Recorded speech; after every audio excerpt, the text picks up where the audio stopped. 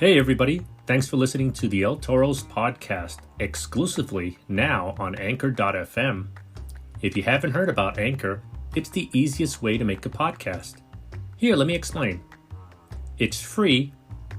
There's creation tools that allow you to record and edit your podcast right from your phone or computer.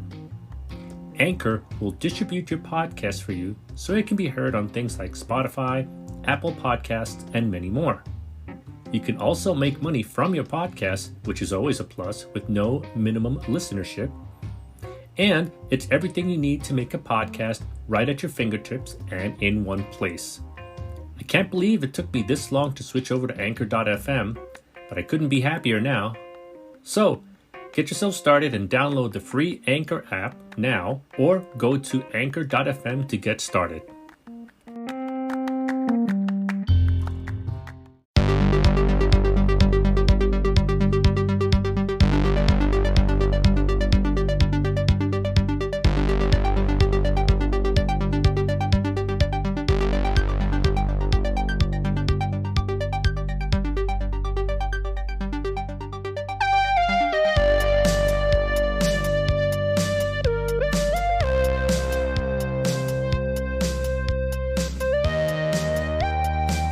Welcome everyone to episode 22 of the Capital Wrestling Podcast. Find us here every Wednesday at soundcloud.com/ElTorresPodcast. You can also follow us on Twitter at Capital Wrestling without the G. You can follow me on Twitter at Sean Neutron. Catch us every Monday at the GFQ Network. Also check out irwnetwork.com and pivotshare.com for replays of Capital Wrestling. I think we're about 17 episodes in now. The most recent episode had Mike Law in the main event versus Preston Quinn. Hell of a match between those two. That was at Cathedral Hall. We've had a lot going on. We just transitioned from the debut in Hoboken last weekend, so we have a lot to talk to. And we're going to get to talk to two people tonight. Later on, we're going to talk to Bob Shields. He's one half of the tag team champions, Luxury Muscles Incorporated, and along with Stan Styles, and they're managed by Portia Vaughn. So we're going to get to talk to him and get his thoughts on the show as a whole, but also retaining those tag team titles and just being right now the lone champions in the company. So that's going to be really fun to get to talk to him. But we're going to kick off the show with a very fun interview. And she's relatively new to the company. She joined the company, I believe, right around the time of the second show. She's the backstage correspondent for Capital Wrestling. She's also gotten experience with ABC Radio. She does, music articles, interviews, audio production. She's an actress. Background is strongly in entertainment news, so she's very well versed. But she is Candace Cordelia. How's it going, Candace? Hey, how are you, Sean? I'm good. How's it going? Oh, we're doing great. Just hanging out here at the Capital Wrestling Podcast, and I guess the week after a show, it's always kind of like the come down. Like, okay, like now we get back into the normal swing of things. I'm still buzzing from that show, though. That show was crazy. It was really crazy in a good way, not in a bad way at all. So yeah, there's a lot going on there. It was a hell of a card, and we'll get to that in a little bit. Plenty to talk about there. A lot of debuts, just a lot of stellar matches, new venue, new city with Hoboken. Matt gets on me when I mispronounce that. I think for the first few times I said Hoboken. That's hilarious. I think it's the first time I've heard someone mispronounce Hoboken. It's easy to do because it's just you have to. I don't know. I feel like I guess it's really easy to do. Well, fair enough. I can't hate on you for that. So. You can't hate on me. It's my podcast. No, I'm kidding. But no, we're doing good, and I'm glad you're on the show this week. Thanks for spending some time with us. Yeah. Aside from Capital this weekend, what have you been up to lately? Oh my gosh. It's been every day or every week seems pretty busy.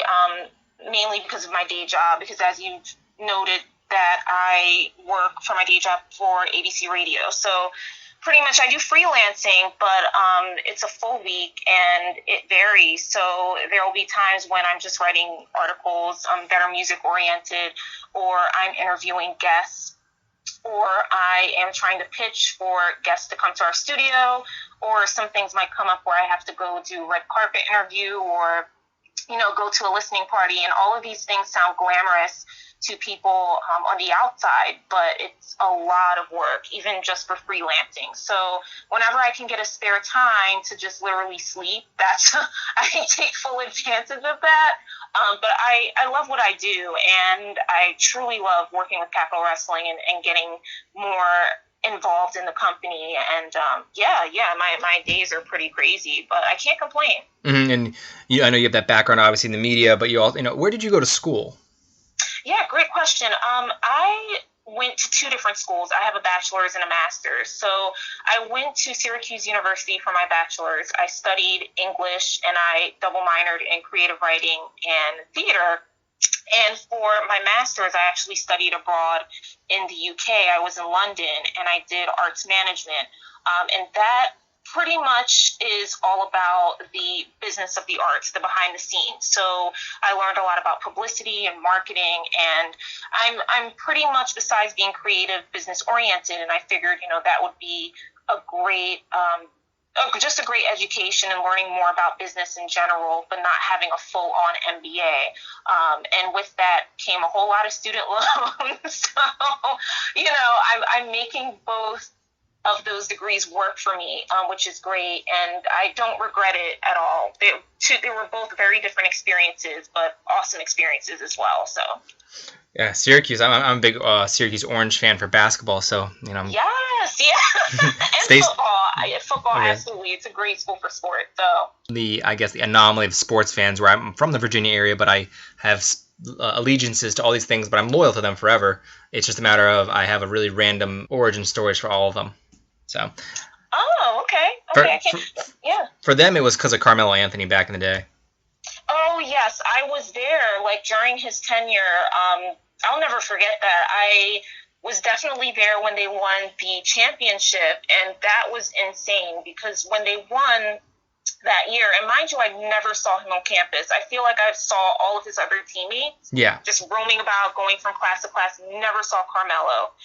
And when they won the championship, everyone just went crazy. I remember people flooding just on the streets, and I saw guys just hanging from the poles, the light poles, and everyone was just cheering, and it was absolutely insane. And then after that, he just signed the contract deal and went straight to the NBA, and that was just fantastic. I remember I had my best bracket that year of all time. I don't think I'll ever outdo it. I think I had 3 out of 4 in the Final Four. I had only 6 wrong picks the entire time. I still somehow finished second to somebody else. So, that's why I like Carmelo. And as a Rockets fan right now, I'm waiting for him to hopefully come to the Rockets. We'll see. The Knicks are being a little stubborn right now. So. Exactly. We will definitely see. Speaking of New York, though, it's the mecca of wrestling. Madison Square Garden.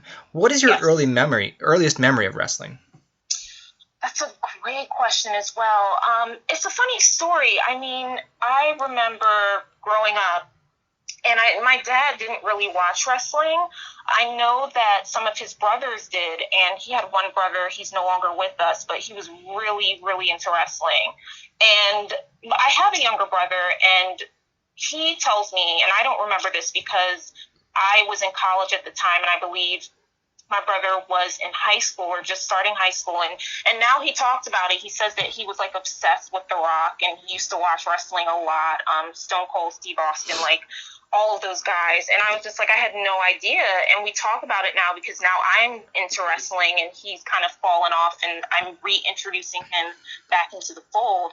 But I also remember I had some male cousins that were really obsessed with wrestling as well, and I remember kind of watching some episodes with them, and they would buy the action figures, and really they were just really, really heavily into it. But I kind of was removed from that. I was more into oh my gosh, I mean, I watched a lot of television, and I just had friends from school and would go out and stuff, but wrestling was really the last thing. It wasn't even on my agenda. And I also have a memory of when I was in middle school, and there was a guy in my class, and I'll never forget. He was only there, I believe this was around either 6th or 7th grade, and he was the first person just in my academic tenure that I remember hardcore wrestling fan. He was also like my brother, extremely obsessed with The Rock. I remember he would get teased by some of our classmates just because they thought he was kind of weird, but I admired it because I don't think I'd ever met someone, especially in my peer group, that was so dedicated to something of that nature and talking about wrestling. And I was kind of fascinated by his obsession, but it didn't drive me to sit down and go home and say, oh my gosh, I want to watch like an episode. I never really thought about it. So yeah, those are the memories that I have just in my childhood. And it's just funny because it's only about maybe I would say 2 or 3 years now that I've been really deeply involved in the wrestling community. And it's a blast. It really is. I feel like, with a lot of different artistic communities, and I do consider wrestling an art, you catch flack from people that don't understand it looking from the outside, and you'll have some people saying, why are you interested in that? Like, what is that about?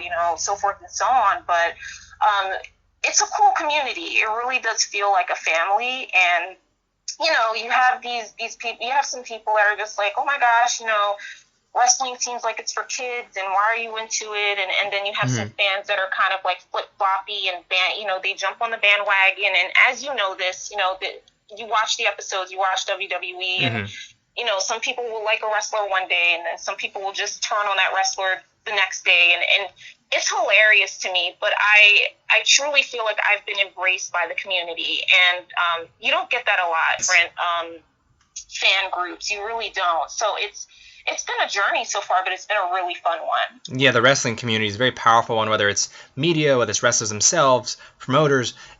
I've seen times where you don't necessarily know a person, say, for instance, when somebody passes away, but you feel like you knew them. And it's just a very, really tightly knit community. Absolutely. And I think that also intimidated me at first. And I say that because I'm also a huge music fan. And, I used to be really deep into the indie music community. And I sometimes look back at that and just think about how some people will be so hardcore to the point where it's just like, there's no need for this. Like, why are you this deeply, and I understood it. It's like, you have this musician that you were there when they cut their first EP, not even their first full-length album, and then you start to see their journey, and then they break mainstream, and you're kind of, a part of you is just like, oh, I don't want them to go mainstream. They're just like my baby. I've been with them from the beginning, and I don't want anyone to kind of find out about but it's my feeling. It's one of those things where wrestling fans get so passionate, and then you're like, you spend a lot of energy thinking about that really bothers you a lot, doesn't it? Yeah, absolutely.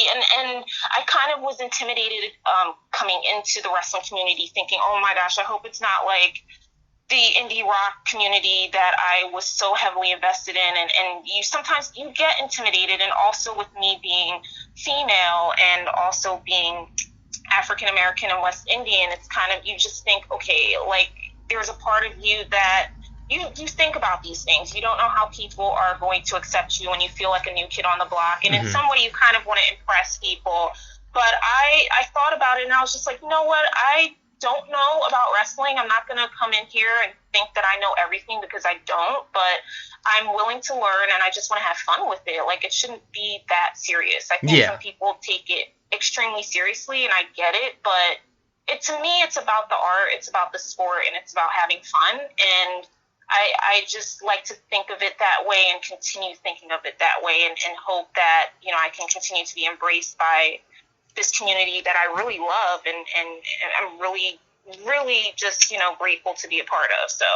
Yeah, me myself as well. I feel very fortunate to be in the position I am, whether it's with my own podcast or this podcast, and just getting to talk to the people, whether such as yourself, promoters, wrestlers, just the whole community is really fun, and really nice to get to know people. And I don't think I've met a bad person yet, and I hope hopefully won't. But it's a very cool community. But the one really cool thing about that is the family aspect of Capitol, and they really have cultivated a very neat family culture there with Capitol. And I think you started with them right around the time of the second show, correct? Yes. It was just by me being completely ambitious. I found out about Capitol through Twitter, and I don't even know how I fell into the rabbit hole. You might be looking at one thing on Twitter, and then you end up looking at something completely different, and you just start going through the rabbit hole of tweets. And for some reason, you were trying to buy a purse, and then you ended up working for Capitol. Exactly. It's out of control. I found them out. I live not too far from Jersey City, And I was just researching, and I just saw this random tweet that there was this new promotion happening in Jersey City, and I was like, I got really excited because I was like, oh my gosh, like this.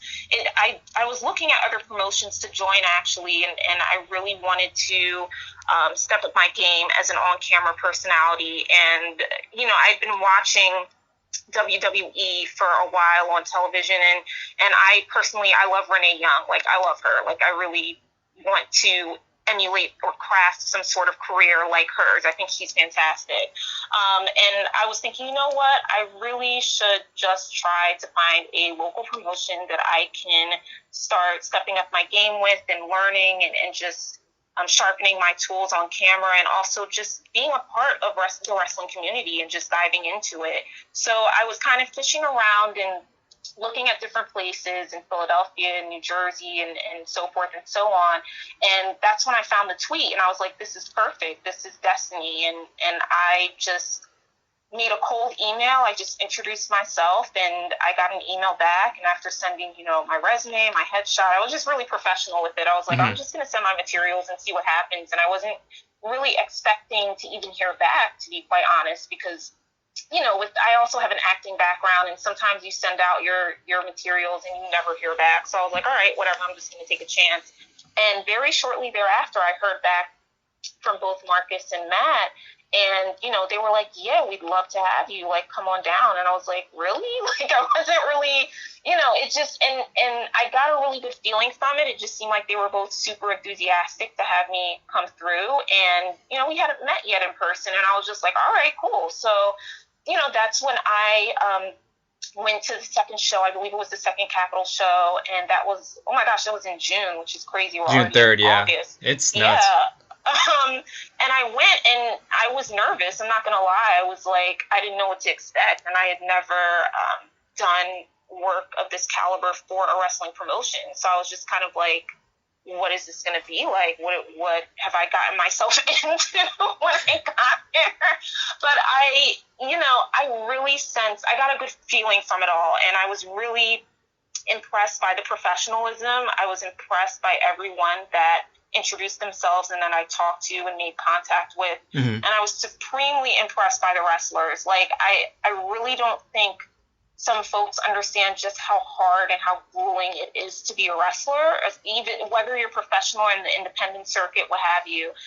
And for my first show, I was just like, I was so engrossed by it all. I was just so into the theatrics and the athleticism. And after the show ended, I was like, I'm down. Like, however you guys need me, in what capacity, so forth and so on.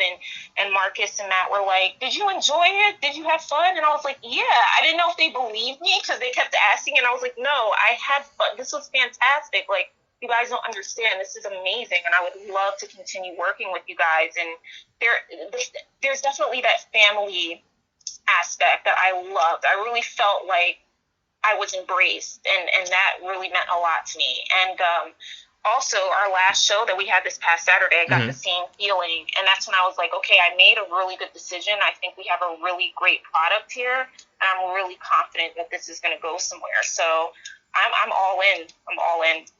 Yeah, no, and that's exactly what Capitol's looking for, and they love your your attitude, and it's just Marcus and Matt, two great guys to work for.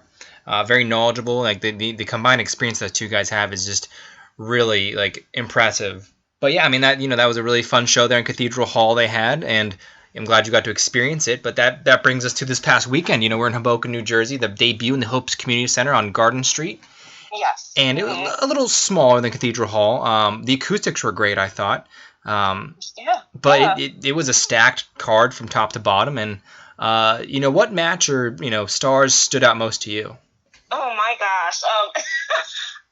Thinking back on it now, and I had two friends with me, and it was their first wrestling show, and they could not believe it. But I think we can all agree, at least within my circle of friends that went, that the Cannonball and Kerman match was it was insane. It was out of control. I've been to other matches before, or other shows, and that includes WWE, House of Hardcore, and that match alone, I don't know if I'll ever experience seeing another match like that in person.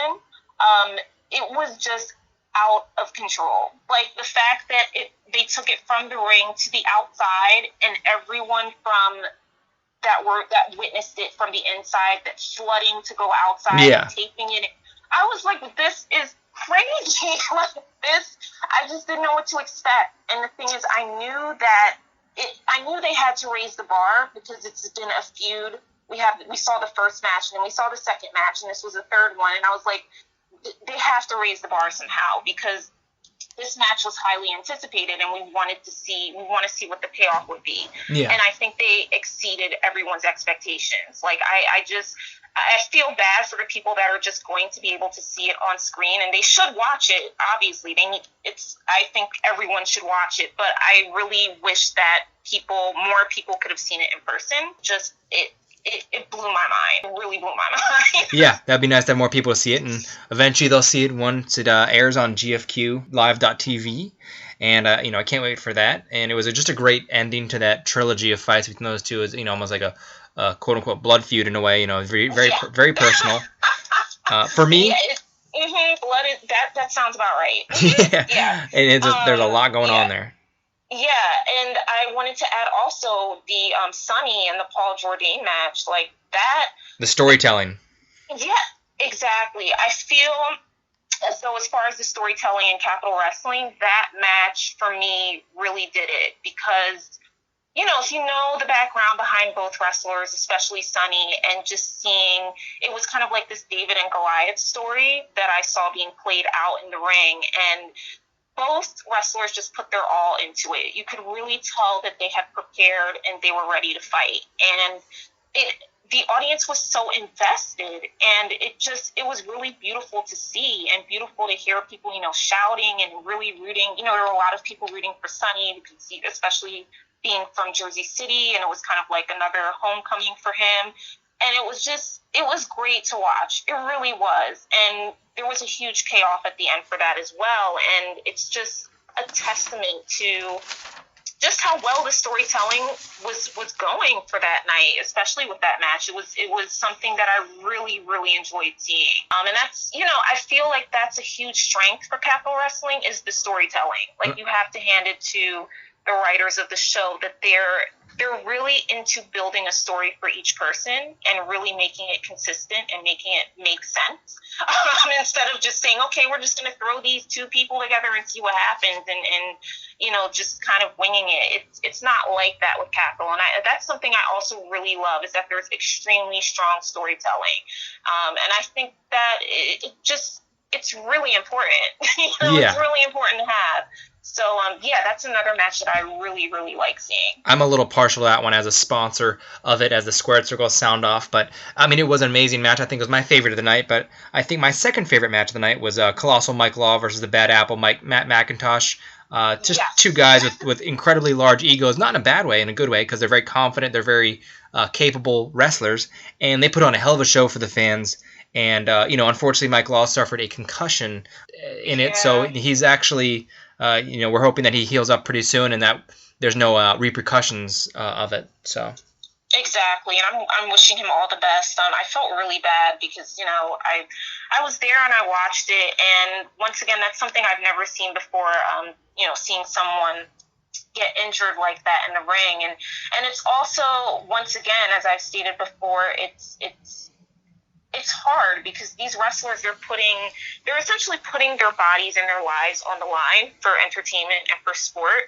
And when I hear people say, oh, wrestling is fake, it's not real, I'm like, these people are taking bumps. Like, they're taking real bumps. It's not, some things may be a bit fabricated, but at the same time, no, they're really getting hurt there. They're really taking the punches and the throws and the different moves, and they're really moonsaulting, and they're really, they're doing these moves. They're athletes. So when you see something like that, like someone getting a concussion, it's not a joke. And you would just hope that, I hope he's okay. I hope he'll make it out, and I'm sure he will. I'm sure he will. He's a tough guy. I've heard some reports that he is doing better. So it's not, I don't think there's anything really totally serious with it right now. I think it was a very scary moment that night, but I'm glad to hear these reports that from people around Capital Wrestling that he is in improved condition. That's wonderful. But those were just, just a few of the matches that were throughout the night. That just made it a really special card. And, now they're coming back in October. We already see that Ken Dixon's been signed. We see that Sonny versus Logan has been signed. So there is, the 2.5 month layoff. But, I mean, they're putting the wheels in motion for October. So I'm really excited for that. Me too. And can I say, I was just really upset, hearing that we won't be back until October. I was like, why? Yeah. And I know I'm not the only one. I was anticipating to hear August. We're in August now. I was like, okay, I'm ready for August. And then they were like, oh no, October. And I'm like, what am I going to do for the next 2 months? Yeah. What do you mean? Yeah, originally it was supposed to be September. They have to do October, but it'll be a little bit colder then. No big deal. But, it's definitely going to be there. I mean, they're going to find a way to have that card be on fire. So I think we don't have to worry about that coldness so much. Absolutely. And it's nothing. It shouldn't be nearly as cold as Cathedral Hall was the first time. When you weren't there, it was about 40 degrees at times because they did not have the heating on in the building. Oh my gosh. Yeah, but it's going to be exciting. Well, I'm sure the wrestlers were okay. I'm saying they're okay because they're the ones exerting the energy. So I'm sure, after their matches, they were like, okay, we're good. We're burning up and we're fine. But my gosh. But it was exciting weekend, and I mean, we're going to hope for more come October. And I'm really glad you could stop by. Honestly, I feel we just scratched the surface. But you'll be free to come. Feel free to come back on any time you want. Yeah, for sure. Thanks for having me. Oh, my pleasure. And, we're going to take a quick break right now. But after the break, we're going to talk to one half of the Capital Wrestling Tag Team Champions, Bobby Shields. Stay tuned, folks.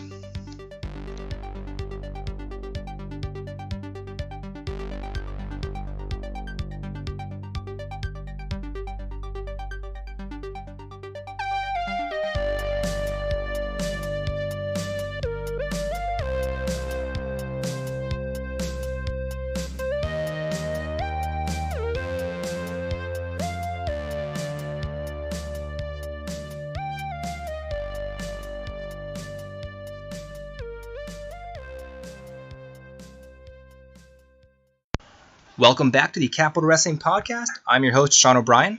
You can catch us on Twitter at Capital Wrestling without the G. You can follow me on Twitter at Sean Neutron. Also, catch us on gfqlive.tv every Monday. Also on Eric Bischoff's irwnetwork.com. And we'll be coming soon to czwstudios.com as part of the United Network. So that's really cool that Capital Wrestling has joined up with the United Network. And it was great to have Candace on here earlier to talk about her background in media and talk about this past weekend in Hoboken, the debut for Capital Wrestling. It was just a stacked card from top to bottom. And now we're very fortunate enough to talk to a performer from the show. And you might know him as one half of the Tag Team Champions Luxury Muscles Incorporated, managed by Portia Vaughn. He is Bobby Shields. What's up, Bobby? I come on the show and you don't give me a true, proper introduction. I'm the one and only living, breathing Tyrannosaurus Rex, the Jesus of the gym, the general of the No Limit Soldiers, the perfectly perfect powerlifting protein predator, true talent, beautiful Bobby, the Body Shields. Now that I've been properly introduced by myself, what was your question? No, I was just going to say, you're also the master of alliteration with all those P's. Yeah, pretty much. He's not just a body, guys. He's also a brain. He's a very smart guy. We're not taking that away from him. What have you been up to lately, man? Winning tag team straps. Nothing out of the unusual. No big deal. Winning up and defending them. Yeah, I mean, that was a hell of a night there for you guys. And it really wasn't too much work as opposed to a full-on... I guess it's not like you guys were at the beginning of the tag team gauntlet by any means, so there was a certain advantage you had heading into it. Yeah, I mean, we picked our spots. The Graysons, they beat they beat Bob and Tim Hughes, and not taken away from them. Maybe it would be a little bit more challenging if they were fresh, but we picked our spots, and that's why we're the tag champions. We made sure to capitalize in capital when we needed to. I mean, that was a really, really talented field of tag teams involved in that tag team gauntlet. You had the New York Wrecking Crew, you had Hysteria making their debut, the Amazing Graysons making their debut, Tough Guy Inc. seeing them return. What were your thoughts about that field heading into it and your mentality? I really didn't pay much attention because, whoever it was in the end, it wouldn't matter because we were the tag team champions, and they're not. They're coming into our home, most likely, So most of those teams are pretty new to Capital. The Graysons, Bob and Tim have been there once, but they were never a team before in Capital. It's a whole different thing when you're a team. Mm-hmm. It's all about that chemistry, and I mean, between you and Stan, how do you feel after winning the titles and then retaining them twice? How do you feel about your chemistry between you and Stan? Stan, we gotta get him serious a little bit because with this, if I keep him on track, I think we'll be in good shape. He gets a little off track, he gets a little distracted. I think is the nice way to put it. And I guess also, I mean, a huge part of that team is Portia Vaughn. I mean, she's helps manage you guys. What are your thoughts on Portia and the job she's done for you? I mean, she's been where we need her to be. She helped us win. She's a very. Does she empower you guys at all? Yeah, I mean, we gather. We come up with a plan. She's pretty much the brains of the operation, if you will. I guess as the only champions in Capital Wrestling, does that how much does that mean to you? To be the lone champions in the company. It means we're the best. Like if there's no heavyweight champion, there's no TV, this, that, or the other champion. We are hands down the best that Capital has to offer. And I guess now there's going to be a break between now and October. What is it looking like for you guys in terms of what's next for Luxury Muscles Incorporated? Keep winning. I mean, I'm not sure what you're looking for there. I mean, whoever. It's not like we have our sights set on any specific team. If we have steps foot in the ring with Graysons again, that's cool. But there's nobody that I got a problem with that I need to take care of or anything. It's whoever they throw at us. So there's not really anything on that we're thinking of coming up. I mean, I remember in the Gauntlet, actually, the Newark Wrecking Crew, they had actually won their matchup, but then they were disqualified for the beatdown on Hysteria. Do you see them as a threat to your tag team titles? Yeah, I mean, that wasn't very smart of them. So, obviously, they're not as smart of competitors as we are. So, not really worried. They're pretty violent guys, but you haven't seen us get real violent yet, so... Yeah, I think there's plenty to see in the future as well from you guys. But switching gears a little bit, obviously you're known for your lifting, you're with the body and everything like that. What's your favorite lifting spot since with all your travels? Oh man, it's hard to say, but really probably one of my top favorite gyms is Iron Sport Gym right outside of Philadelphia. Mm-hmm. It's just a sweet gym. It's got a lot of strongman powerlifting, enough extra stuff that you can find things to do if you're not just into that. Steve Coselli is the absolute man, so that is by far my favorite gym to go to. In my travel to Chicago and New York and all these places, I'd probably say that the two gyms that I visited in Chicago were probably a tie. It was Quad's gym and B&W gym. They were both just so different, but both so awesome. Both just there's so much history of bodybuilding and powerlifting in each of them, and so much to them. They just felt like sort of, if you will, old school muscle. Yeah, I was going to say, when you showed those images of it on Instagram, and you just mentioned it yourself, it's got that old school vibe to it. And I remember one of them had a list of the top 10 in the country, according to them. Yeah, I mean, champions, bodybuilding, powerlifting champions have trained out of both places, so can't it's a home of champions, if you will. I mean, as a wrestler, whether it's lifting or just, the normal working out, how do you find a good gym? Like, what's the sign of a good gym? Oh, a good gym to me is one that allows real lifting. A Planet Fitness does not allow real lifting, and like a lot of chain gyms don't really allow real lifting. They really frown on say deadlift or making noise or like they're just too clean. If a place is too clean and they hire somebody that basically comes and follows right behind you to wipe up any little bits of dirt that you might have left behind. To me, that's not a good gym. That's not even a gym. So I don't know. Just recommendation is my big key. It's got to be something that other people have mentioned or whatever. So pretty much we can say not Planet Fitness, everyone. Yeah. Not Planet Fitness, not Lifetime Fitness, not Those are some big keys of places that are not real gyms. Well, Lifetime has great stuff, but man, they don't even want to call themselves a gym. They want to call themselves a destination. Is that so? Wow, that's very interesting to say the least. Pretentious, yeah, that's the way to put it. That you said it better than me. Yeah. I mean, that's nothing like the grungy old school feel that you really talk about. Yeah. Right, man. Like all you really need, you don't need no fancy machines. You don't need, all these crazy things. You need bars and some weight. And I proved this last summer when I did the bodybuilding. I worked out at my home gym, which is mainly for powerlifting and Olympic lifting and some strongman. Doesn't have any machines, nothing special, just bars and weights. And is there a soundtrack that you listen to when you're that really motivates you these days?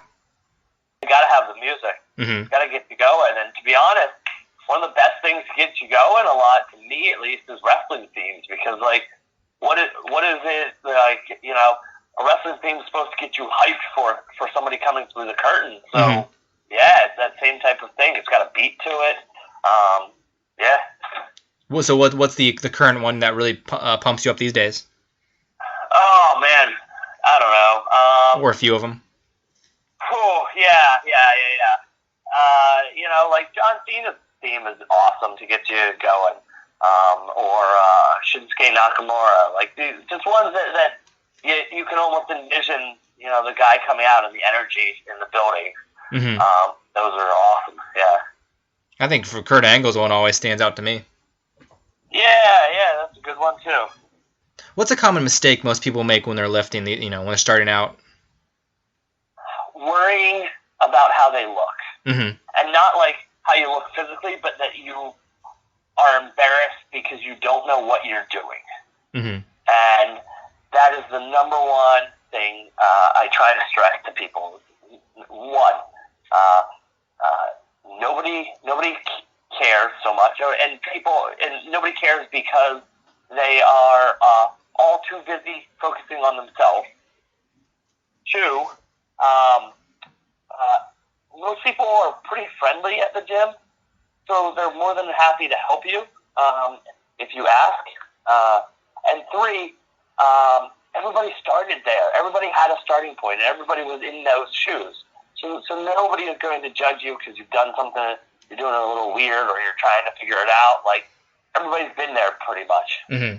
So that's I think the biggest thing that I see is that people are just worried about how they're coming off in front of people, and they're a little embarrassed or shy. And no need, man. Everybody's been there. Everybody starts somewhere. Well, what are your thoughts when you see somebody taking a selfie in the gym? Whatever. Generally, I'm for it. I love a good flexing selfie. So yeah. Okay. Whatever. People will use that to keep track of progress or just whatever. So it's great. It's not necessarily if you're there taking $1 million, that might be a little different story, but like whatever. Yeah, some people get a little wrapped up in it. Yeah. But there's one thing you have to do once have a good workout. I know what you love to do is you love to reward yourself with a delicious, I don't know whether it's a donut or just you got yourself a sweet tooth. Where's the best place that you've been to lately in regards to just, create the sweet tooth craving? Best place. Best overall that I've probably been to was maybe Firehook Donuts in Chicago, but like best recently was District Donuts in DC. So good. And what was the one you had there that you really enjoyed? It was what was that? A fluffer nutter, and it was just so creamy, peanut buttery. Mm-hmm. I love District Donuts, a bomb. Yeah, District Donuts. And what was the one in Chicago you mentioned? Or was it New York? It was called Firehook Donuts. Firehook, gotcha. Or Firehook Bakery, maybe something like that. But Firehook. I thought it was hysterical when you said, people ask me, how can I eat the things I eat? I put it in my mouth. Yeah. Yeah, I guess it's just like, That's true. Like, to be honest, so, eating one donut will not make you fat, but eating a dozen donuts will. Yeah. That's what people don't seem to get is like, if I have like one a week or one every so often or whatever, it's not going to change too much. It's 200 calories in the grand scheme of things. That's next to nothing, right? Yeah, yeah. And when I was off on vacation, I'm having a lot of all this fun food, but I'm also like walking like 10 miles a day. I'm also still exercising, and on top of that, I'm not necessarily eating much else. And even if I am, who gives a shit? Hey, it's up to you, man. I mean, it seems like you have a pretty good metabolism. Yeah, it's just whatever. Like, you're on vacation, have fun, let loose. Don't think you have to just eat like vegetables and like whatever. There's time for that. There's time for salads, but on vacation, it's time to enjoy vacation and be happy. Yeah, exactly. You're not sitting there trying to watch every caloric intake. Right. There's a balance in life. Exactly, and you definitely you love to have a good time, so no shame in that. Now, aside from Capital, there's a few other companies you wrestle with or are known for. It's PCW and also Nova Pro. Yeah. And in Nova Pro, you are part of the 1% with Logan Easton Laroux, Alexander James. I remember you and Alexander were on the Big Gold Belt Group podcast pre-show at the last show, and then they told me you guys were just hilarious, entertaining, really fun to talk to, get to know. What were your thoughts on that experience? Heading into American Slang. Heading into American Slang, I'll admit we didn't take Eric Royal very seriously because we thought like, hey, there's two and a half of us, 3 of us, if you want to include Trip Cassidy into that. Mm-hmm. I won't give him full credit because he kind of walked out on us. But, we had a couple of us there, and we didn't really take Eric Royal very serious. So, but, here we come up to August 18th in Annandale, Virginia, and it's going to be the 1% versus the Carnies. So, yeah. Sorry that the Carnies will have to, suffer like the rest of, basically like the rest of everybody that Logan's faced. Yeah, he's been on quite a roll there. Yeah. I mean, he was a noticeable absence from the last Capital card. What are your thoughts on the chemistry you have with him and Alexander and how you guys all work together? I love both of them. They're both great guys. Logan, I've traveled all over with, so I know him really well. Alexander James, I love him like a brother. So it's great chemistry right there. You have the prince, the power, and the privileged. Oh, there's the P alliteration again, man. I'm all for that. I'm a big English grammar person, so I'm all for that. But no, that's going to be a very exciting matchup. The Carnies with Bo, they've been on quite a roll themselves. Bo just won at the last show versus Smiley, so he's definitely finding his groove in Capital Wrestling, as well as Nova Pro. Mm-hmm. He's got that mean streak to him, so it's definitely giving him an edge. Yeah, so it's the Bo show for real. Yep, and I don't see it getting canceled anytime soon, unless you have something to say about it, right? Yeah, it's in the way of the 1%. The 1% rule the world, not the other way around. So. Especially, holding gold now. I mean, you have gold in Capital Wrestling. Logan's got gold in Nova Pro. And yep. Logan's the PWI International Super J XYZ champion. I mean, what were your thoughts on that match that he had with Chet? I mean, that was one. You fought both guys before. Yeah, and I've beaten Logan in a ladder match, in fact. So, I'm sure he went back and watched that and learned from his mistakes. It's kind of like teacher and the student kind of thing. So, yeah, I'm sure he went back and learned from mistakes because he did awesome. He won, and really that's all that matters in the end. It was a hell of a match. If you haven't, if it's not available yet, or if it is available, whatever, people should check it out on SmartMark Video, smartmarkvideo.com, whatever it is. But yeah, they need to get it immediately because that is a must-see. I mean, and before we get out of here, I mean, I remember you telling me on this last show in Capital Wrestling, you drove up alone. Obviously sometimes you drive up with groups of guys. What is the biggest struggle or obstacle, driving up by yourself? Staying awake on the way home. I won't lie. That's the hardest part. Generally, is because it's good for maybe the first hour, maybe two, but after that, adrenaline coming down and it's late, and I'm not exactly young, so it's way past my old man bedtime. So there was a time when getting home at 6 a.m. or whatever was like a badge of honor, but those days are long past. So. Yeah. No, it's definitely. I felt it myself. I didn't get home real late. I mean, obviously till the next night, but it was just to see some guys. You guys come up one day and leave the same day. I mean, that's impressive. Yeah, I mean, yeah, that's what we do. No need to waste the money on hotels or whatever. Then you have multiple days wasted. Instead, just waste one, up and back, and then your next day is free to do whatever you need to do. And I mean, especially with the prices of hotels in New York and New Jersey, and they're only, in the summertime, it only gets worse. Yeah. Oh, yeah, I can't even imagine. I think I looked at one of them on the Hyatt Regency, and it was like $250, $300 a night. I'm like, whoa, good grief. No surprise, yeah. But I mean, as a champion, easily making that. Oh, easily, yeah. If you want to get a hotel, you could, but you're a very frugal guy and very, resourceful. So I don't blame you for budgeting. That's just smart. Yeah. What were your overall thoughts on Hoboken, as a town?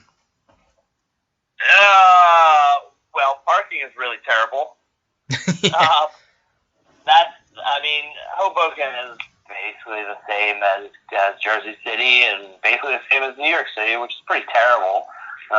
Big and smelly and gross and filled with people from New York City and New Jersey, which is kind of the worst people. But, the venue was pretty cool. I do like the church a little better. I think the cathedral is quite the venue. It's quite unique. It had its own very special atmosphere to it. So if we're not back there, I will miss it. But this new venue is a good-sized venue, and it'll work out great. And where can we catch you next? Whether it's your upcoming shows, your social media. Well, social media on the Twitter at RealBobShields, on the Instagram at _FlexAppeal, BobbyShields.com. You can catch me at Fight Pro Wrestling TV tapings in Rockville, Maryland on Sunday afternoon, the 13th. If you go on Find Fight on Facebook, you can request tickets. They are free, but you have to reserve them. So come on out to that. You can see me August 18th at Nova Pro. I don't remember what they're calling the next show, but it's August 18th in Annandale, so make sure you're there. Friday night, it's always a great time. Cool for the summer. That one. Yeah, that's it.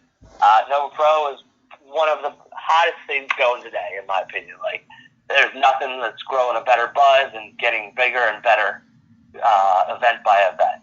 So make sure you get in on this so you can say that you saw it when it was new, or rather new at this point. So we're coming up on like 2-year anniversary. Yeah. In September, I believe. So not too new, but you can get in quickly before we're selling out big arenas or something. And then, we got a big event coming up in September, September 23rd for Primal Conflict Wrestling in Ranson, West Virginia, with Ricky the Dragon Steamboat, Shane Douglas, and Joey Mercury. I think I'm gonna have to make the drive up there for that one, because I went to school at Shepherdstown, West Virginia, so it's not too far from there. Yeah, it's like an hour outside of D.C. That's a nice area, too. So make a day out of it, go see a battlefield in Harper's Ferry and whatever. Yeah, for sure. And, I mean, actually, one question pertaining to the Nova Pro, the next show. What are your thoughts on the upcoming Keith Lee and Angela Slane match? It's interesting. Mm-hmm. I will admit I don't watch much independent wrestling, so I only know of Keith Lee from his bit in Ring of Honor. He's a very big, agile man, so that will be an interesting encounter for sure. Yeah, I think they've wrestled each other once before, and but it's gonna. I think this is the first time Nova Pro fans get to see male versus female 1-on-1, so that's gonna be very intriguing. But as yourself, the 1% taking on the Carnies, that's gonna be fun as well. And all the PCW, everything you got going on, man. It sounds and also any merchandise right now.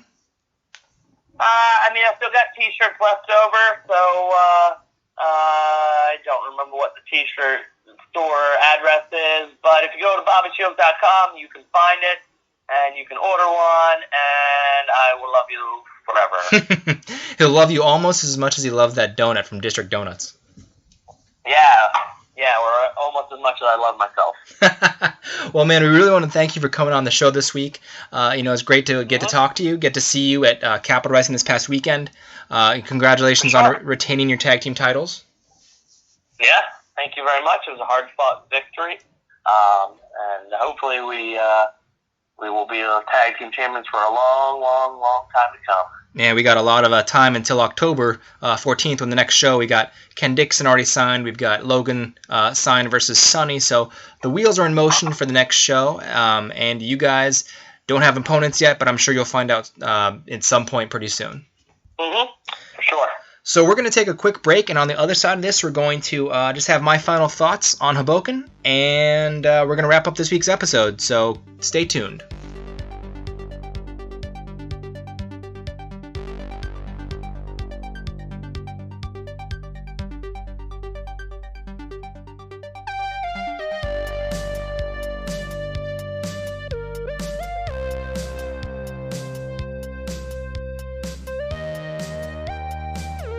And welcome back to the Capital Wrestling Podcast. I'm your host, Sean O'Brien. I want to thank everyone for listening this week. We've had a really fun week getting to talk to Bobby and Candace, two very different perspectives on the same company, and it's really just great to get that insight. So thank you guys for coming on the show. But before we get out of here, I just want to reflect on last week's card. A few things we might have not mentioned, obviously, earlier. The main event between Anthony Gangone versus Maxwell Jacob Friedman. It was sponsored by the Last Mark Standing podcast. Shout out to those guys doing a great job out there. That was one hell of a main event. The chemistry between Gangone and Friedman was off the charts. Two talented young guys who are really the future of this business, in my opinion. I know Gangone's got his own. They have two very different styles, and Gangone's more of the soft-spoken, let my actions speak louder than my words, and MJF is a little bit more about his words speaking much louder than his actions. But the guy can go in the ring. He's no slouch in the ring. The kid has all the athletic talent in the world, the timing, everything down pat, and obviously the microphone skills to back it up. So those two had one hell of a main event. Gangone came out and won the match at the end with his finisher. It's like a modified go to sleep, a reverse, kind of get him on there on his back and just nail him in the face with a knee. And it was pretty brutal, and that's what put MJF away. I mean, MJF tried to target that arm. He tried to do multiple things to take Gangone's arm out of the equation, and to no avail because Gangone survived a few close calls, and it was just one hell of a match, and you will see it in the future on irwnetwork.com, on gfqlive.tv, PivotShare, cdwstudios.com. It'll be, I'm not sure, a little bit farther down the line on the episode list. Not sure exactly what episode, but you're not going to want to miss that match for sure. So you're going to see me hyping it up on Twitter. You're going to see Capital Wrestling hype it up. You're not going to want to miss it if you weren't there in person. We talked earlier, Candace and I talked earlier about the Concrete Rose Sunny Kiss taking on the Endgame Paul Jourdain. The Squared Circle Sound Off, my other wrestling podcast, had the proud honor of sponsoring that match. And it was, in my opinion, the best match of the night. Sunny Kiss had a lot on the line.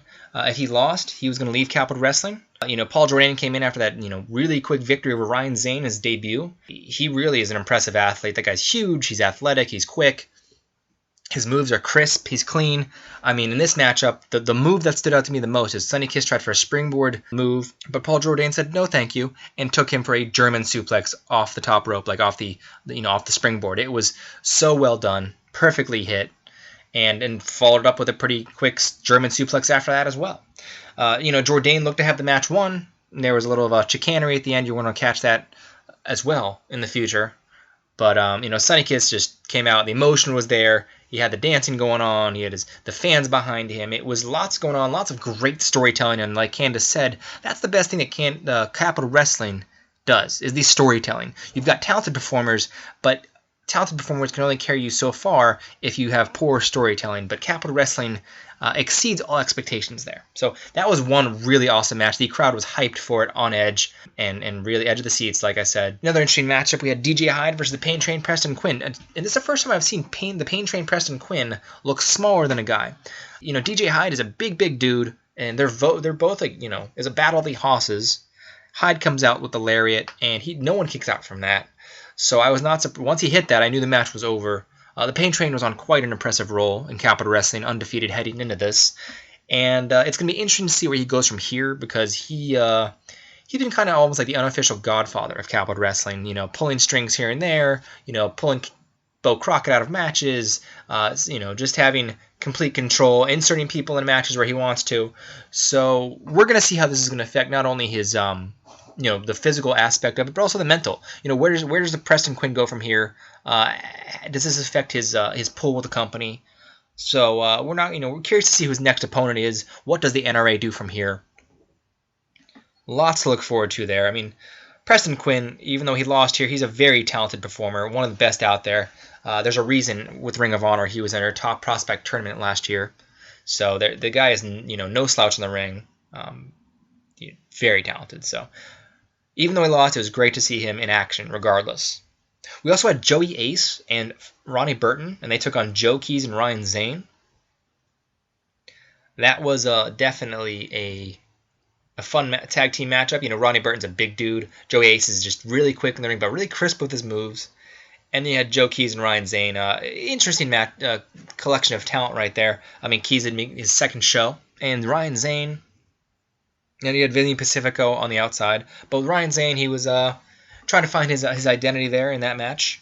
And Zane's team with Joe Keys happened to pull the victory. And it's Ryan Zane's first victory in Capital Wrestling. So good for him. And hopefully sooner than later we'll see Vinny Pacifico in the ring. He's still dealing with that injury to his leg.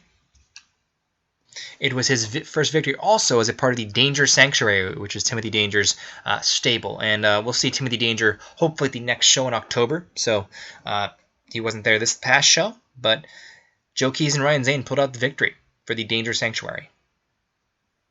Also, great Hangman's Neckbreaker by Joe Keys, by the way. That guy is really talented. There's a reason he's an upcoming talent, but there's a reason Capital Wrestling signed him, and if you don't see it, you're blind, because that guy can go in the ring. Elsewhere, John Kerman, Jeff Cannonball. As Candace alluded to earlier, they were inside the arena, outside the arena, chairs everywhere, bodies were thrown into the crowd. Logan Black and company came out with the AOC fight team, and Jeff Cannonball, and it was just a bunch of very wild night, a very good way to blow off that feud, the third and final match between John and Jeff. So those two are lots of bravery there. Those two guys are very brave, stepping in that ring with each other in the first ever Capital Combat match. Jeff Cannonball pulls out the victory. Very hard-fought match. The brutality of it all. We got some great videos there on Twitter and Facebook. Check out my Twitter at Sean Neutron. You'll find out, or my Instagram as well at Sean Neutron. You'll find some great videos there, and you'll see just how much they use those chairs out there. And then at one point they went outside the arena. It was hard to catch up with them, but before you knew it, they were back in the arena, and it was all hell was breaking loose left and right between those two. So very fun. That's why I expected. They pulled out all the stops. I literally think if you go to Hoboken right now, all the stop signs are on a curb somewhere between those two. As talking to Bob earlier, Luxury Muscles Incorporated retain the tag team titles after they're defeating the Graysons, the Amazing Graysons. The New York Wrecking Crew is going to have something to say about that in the future, because they won their matchup but got disqualified for beating down Hysteria. So where are they going to go? We're not totally sure just yet, but I know they're not. Them and Matthew Ryan Shapiro are not too happy about it. That's what I definitely know. Those guys are beasts in the ring. They're very aggressive. They have all the talent to back it up. They might not do everything the right way all the time in terms of being the legal way, but they will find ways to defeat you, and you cannot take them lightly. If I'm a Luxury Muscles Incorporated, I'm looking over my shoulder with those tag team titles, keeping one eye open when I sleep. I also mentioned earlier, Colossal Mike Law defeated the Bad Apple Matt McIntosh. That was one very competitive match. And between those two guys, they both have big egos in a good way, and lots of talent right there. And I keep saying that because the whole roster is tons of talent. But those two guys, they went at it. They went back and forth. Either one could have won that match. Mike Law comes out with the victory. Much needed victory for him after that loss versus Preston Quinn at the last show. Matt McIntosh, I don't think this is the last we've seen of him in Capital Wrestling, so definitely be prepared to see him again in the future. That guy is a very, very good, skilled and good at what he does. And he's not going to let this loss slow him down. So you're going to see him back again in Capital Wrestling. We're not sure when, we're not sure where, we're not sure against who, but Matt McIntosh will be back. The Bo Show, Bo Crockett defeated the American Idiot, Smiley. Every time Smiley tried to do one of his patented air maneuvers, whether it was on the ropes or through the air, Bo Crockett was there to nail him with a fist. He did not appreciate Smiley's styling and the way he carries himself, and Bo Crockett just simply said, you know what, that's it.